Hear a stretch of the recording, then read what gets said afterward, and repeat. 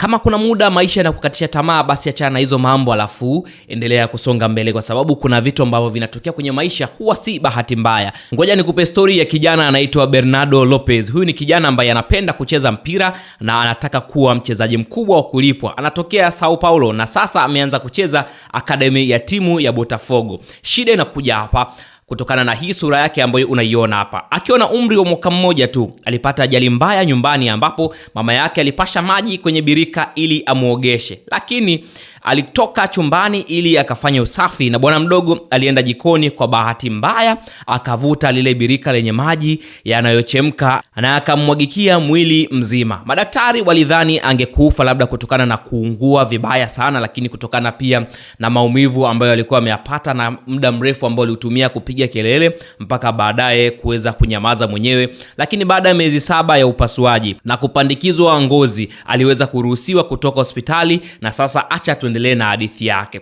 Tangu wakati huo alipenda kucheza mpira wa miguu na alianza kucheza tu ndani ya nyumba ya mjomba wake, ambapo ndipo alikuwa akiishi huko, na baadaye akajiunga na akademi ya ndani, na hivi majuzi tu alicheza katika mashindano mbele ya maskauti ambapo alichukuliwa na Botafogo baada ya majaribio yenye mafanikio. Sasa ni sehemu ya chuo na amecheza mchezo wake wa kwanza. Sasa story nzuri ni kwamba ukiangalia jinsi ambavyo anaonekana, lakini ukiangalia matukio yake ni vitu viwili tofauti. Maji haya ambayo yalimuunguza mwili mzima kama vile limuathiri na kumharibu kabisa sura, lakini uwanjani ni mojawapo kati ya talent ambayo tunasubiria kuiona baadaye, ama tunasubiria kuiona miaka mbele jinsi ambavyo atakuja kukinukisha zaidi, kwa sababu tunaamini wachezaji wengi sana ambao wana asili ya Kibrazil huwa wanakidimua vizuri na wanakidimua vibaya mno. Kwa hiyo wale ambao wanakuwa na ndoto mara nyingi sana ni rahisi sana kufikia ndoto zao. Acha tuone, tusubiri kwa kijana Bernardo Lopez ambaye hakuamua kukata tamaa licha ya sura yake